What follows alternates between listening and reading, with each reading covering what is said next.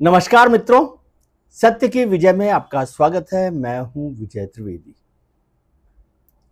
राष्ट्रीय स्वयंसेवक संगठन के एक संगठन सुरुचि प्रकाशन का एक कार्यक्रम था दिल्ली में। दिल्ली के एक बड़े संघ पदाधिकारी की किताब थी, उनकी बायोग्राफी थी, तन समर्पित मन समर्पित। उसका कार्यक्रम दिल्ली में आयोजित किया गया। उसके प्रमुख थे, समारोह के मुख्य अतिथि थे सरसंघ चालक डॉक्टर मोहन राव भागवत, और उसी में विशिष्ट वक्ता के तौर पर, मुख्य अतिथि के तौर पर थी इंडिया टुडे ग्रुप की बड़ी प्रमुख executive editor in chief Kalli Purie जी।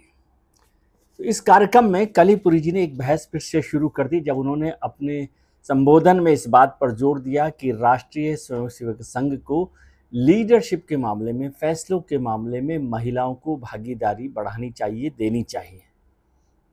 उन्होंने बहुत साफ तौर पर इस बात पर जोर दिया कि महिलाओं की हिस्सेदारी लीडरशिप के लेवल पर बढ़ानी चाहिए, ताकि ये पूरी की पूरी प्रोग्रेस आगे हो सके।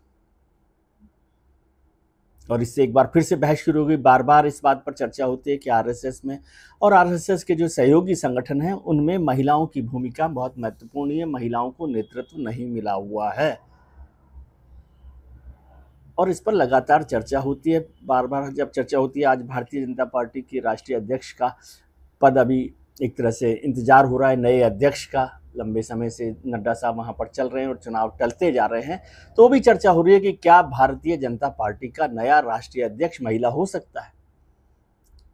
अब ये तो अभी पता नहीं है कि क्या होगा क्या नहीं होगा, लेकिन इस बहस ने, कलीपुरी के संबोधन ने एक नई बहस राष्ट्रीय स्वयंसेवक संघ में शुरू कर दी। राष्ट्रीय स्वयंसेवक संघ के सरसंघ चालक डॉक्टर मोहन राव भागवत ने कहा अपने भाषण में कि समाज को सुधारना है तो 50% को अलग नहीं रख सकते, यानी आधी आबादी को अलग नहीं रखा जा सकता।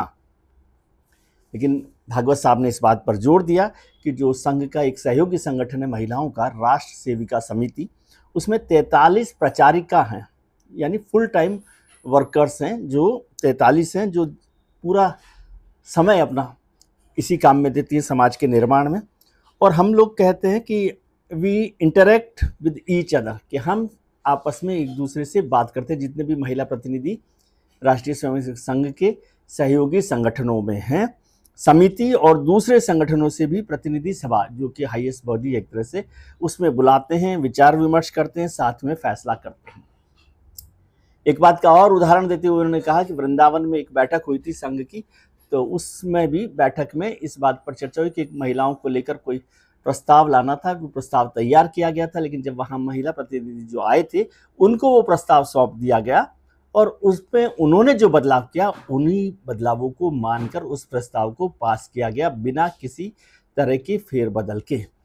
यानी भागवत साहब का कहना था कि संगठन में, आरएसएस में महिलाओं की भूमिका बराबर है, और वो फैसलों में भी बराबरी से काम लेते हैं, उनकी हिस्सेदारी बराबर होती है।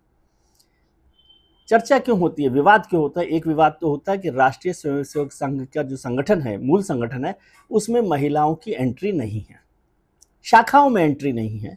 कार्यक्रमों में एंट्री होती है, लेकिन शाखाओं में एंट्री नहीं होती है। तो उस पर आमतौर पर संघ का कहना है कि वो जो शाखाएं होती हैं सार्वजनिक जगहों पर होती है, और इसलिए हमने उसमें नहीं कर रखा। वैसे संघ की जो विदेशों में जो शाखाएं लगती हैं, वहाँ पर पारिवारिक शाखाएं होती हैं मोटे तौर पर, क्योंकि वो इंडोर होती हैं। एक बात तो ये हो गई जिसको लेकर उन्होंने चर्चा की। लेकिन जो मुझे खबर मिली उसमें कहा गया है कि विजयादशमी 2025, यानी जब 100 साल पूरे कर रहा है संघ, तो 2 अक्टूबर को इस बार उसके जन्म शताब्दी का समारोह शुरू होने वाला है, 2025 में 2 अक्टूबर को। उसके बाद से 2047 तक संघ अपने सभी संगठनों में 33 से 50% महिलाएं जो है ऑफिस बीयर्स के तौर पर रखना चाहता है। ये फैसला किया जाएगा कि सभी संगठनों में कम से कम 33% हो, और 50% तक इस तादाद को बढ़ाया जाए, ये फैसला किया जाएगा। इसको 2025 से लागू किए जाने की संभावना है। अब ये फैसला तो सरसंचालक करेंगे, उसका घोषणा वो करेंगे यदि वो चाहेंगे तो। यदि ऐसा हो रहा है, ऐसी चर्चा मुझे बताई गई। बहुत सारी बातें हैं जिस पर मैं चर्चा करूंगा, लेकिन उससे पहले बताऊं आपको कि विवाद क्यों होता है, ये सब बात ठीक है, संगठन में होती हैं, महिलाएं होती हैं, और संघ का तो एक और काम है कि वो हर परिवार से जुड़ा रहता है। उसके जो स्वयं सेवक होते हैं वो शाखा के बाद आमतौर पर, नियमित तौर पर किसी न किसी परिवार में जाते हैं और महिलाओं के साथ, जो परिवार की महिलाएं उनके साथ भी इंटरेक्ट करते हैं, बातचीत करते हैं, ताकि उनका संगठन के साथ हिस्सेदारी बनी रहे, और जो कार्यक्रम होते हैं उसमें भी उनकी हिस्सेदारी शामिल की जाती है। ठीक है, अब दो सच मैं आपको बताना चाहता हूँ। एक सच है कि जितने राष्ट्रीय स्वयंसेवक संघ के संगठन हैं, राष्ट्र सेविका समिति को छोड़ दिया जाए, जिसमें 1936 से लेकर आज तक 5 महिला अध्यक्ष रही हैं, लक्ष्मीबाई केलकर से लेकर और इस जमाने तक अभी तक की, जो कुल मिलाकर 5 महिला, वी शांता कुमारी इस वक्त हैं, तो 5 महिला अध्यक्ष रही हैं राष्ट्र सेविका समिति में। और जैसे मोहन भागवत जी ने कहा, 43 प्रचारिकाएं यानी फुल टाइम वर्कर्स हैं। अब इसके अलावा उन्होंने चर्चा की कि सेवा भारती में भी महिला अध्यक्ष हैं। इसके अलावा जितने संगठन हैं, मोटे तौर पर एक दो को छोड़ दिया जाए, यदि कुछ हो सकती है बात, तो मैं जितने संगठन को जानता हूँ 33 से 40 के करीबन संगठन हैं राष्ट्रीय स्वयंसेवक संघ के, उसमें से एक में भी 1925 से आज तक, सारे संगठन 1925 में नहीं बने, 1950 के बाद ज़्यादातर संगठन बने एबीवीपी को छोड़कर। तो ज़्यादातर संगठनों में से किसी भी संगठन में नेतृत्व के टॉप पर, शीर्ष पर कोई महिला नहीं रही है। वो पहला संगठन हो जनसंघ, अखिल भारतीय विद्यार्थी परिषद, भारतीय जनता पार्टी, विश्व हिंदू परिषद, भारतीय मजदूर संघ या और तमाम संगठन, बजरंग दल, या जितने संगठनों के आप नाम जानते हैं उन संगठनों का नाम ले लें, स्वदेशी जागरण मंच, भारतीय किसान मंच, भारतीय मजदूर संघ, जितने भी संगठन हैं, इसमें से किसी में भी एक भी महिला अध्यक्ष नहीं रही है। भारतीय जनता पार्टी भी 1980 से बनी है, 2025 आ गए, 45 साल में एक भी महिला राष्ट्रीय अध्यक्ष नहीं बनाई गई है।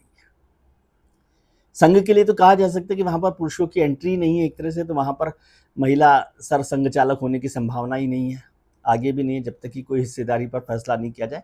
लेकिन भारतीय जनता पार्टी में, जनसंघ में उससे पहले 1950 के बाद, जब से 51 से बना और 77 तक, जब तक उसको विलय किया गया जनता दल में, तब तक जनता पार्टी में, तब तक कोई अध्यक्ष, राष्ट्रीय अध्यक्ष नहीं रही है। ये सच बात है। भारतीय जनता पार्टी में भी नहीं हुआ, अखिल भारतीय विद्यार्थी परिषद में भी नहीं हुई, विश्व हिंदू परिषद में भी नहीं हुए, बजरंग दल में भी नहीं हुए, और जो भारतीय किसान संघ है, भारतीय मजदूर संघ है, और जितने संगठन है, सहयोगी संगठन, उनमें किसी में महिला को शीर्ष पर जिम्मेदारी नहीं मिली है। भारतीय जनता पार्टी पर जोर इसलिए दिया जाता है क्योंकि, और अखिल भारतीय विद्यार्थी परिषद पर, क्योंकि वो राजनीतिक संगठन है और उनमें महिलाओं की हिस्सेदारी है, महिलाएं शामिल हैं, राजनीति में शामिल हैं।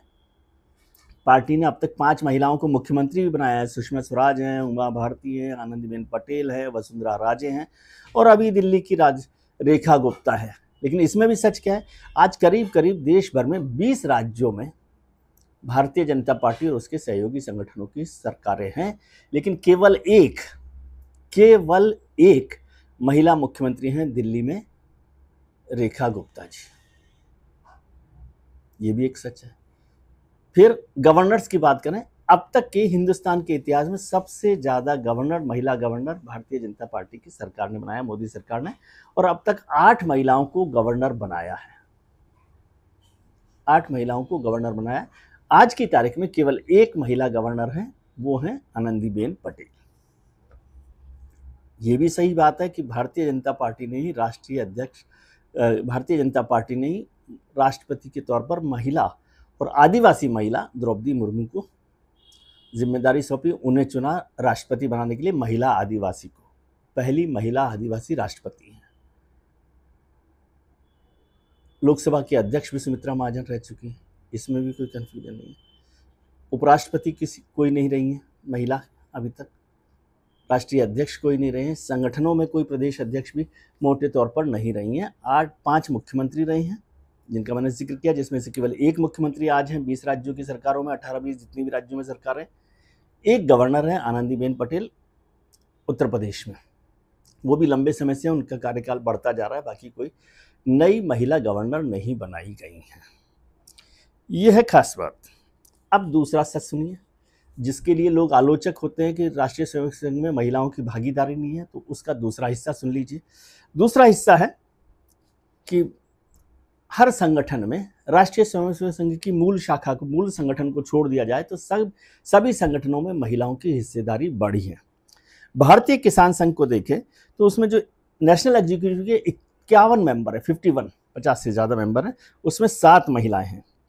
भारतीय मजदूर संघ में 6 राज्यों में महिला अध्यक्ष हैं और 1/4, 25 मेंबर्स की नेशनल एग्जीक्यूटिव है, उसमें से 1/4 महिला सदस्य हैं और करीब 40 जनरल सेक्रेटरी और अन्य पद पर उसके जो एफिलिएशंस ऑर्गेनाइजेशंस हैं उसमें हैं। स्वदेशी जागरण मंच की हर कैंपेन में एक महिला जरूर होती है कोऑर्डिनेटर के तौर पर, और स्पेशल कोऑर्डिनेशन ग्रुप बनाया है राष्ट्रीय स्वयंसेवक संघ ने, जिसका नाम है महिला समन्वय। ठीक है।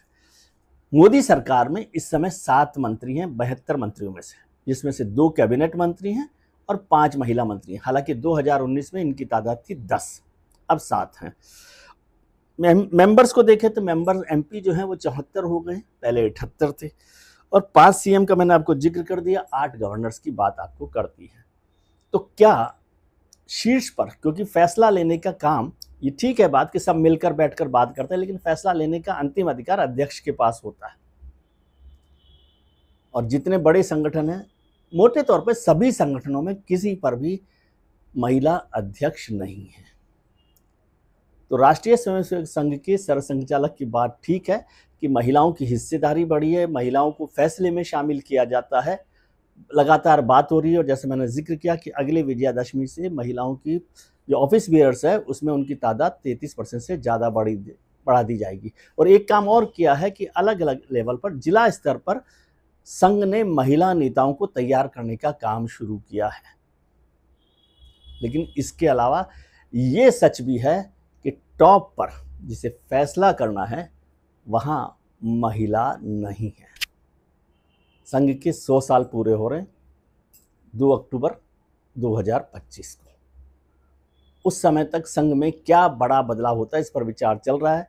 उससे पहले संघ सरसंघचालक की व्याख्यानमाला दिल्ली में हो रही है, उसमें भी कुछ बातों पर खुलासा हो सकता है। सबसे पहला सवाल तो सब लोग पूछ रहे हैं, ये सब बात तो ठीक है, क्या भारतीय जनता पार्टी के पास जो मौका है इस बार राष्ट्रीय अध्यक्ष बनाने का, उसमें महिला चुनी जाएगी? इसका जवाब मेरे पास नहीं है। आज के लिए इतना ही। आप अपना ख्याल रखिए और उनका ख्याल रखिए जो आपका ख्याल रखते हैं। अपने मित्रों, परिजनों, रिश्तेदारों के साथ खुश रहिए, स्वस्थ रहिए, मस्त रहिए, व्यस्त रहिए। नमस्कार, प्रणाम, आभार।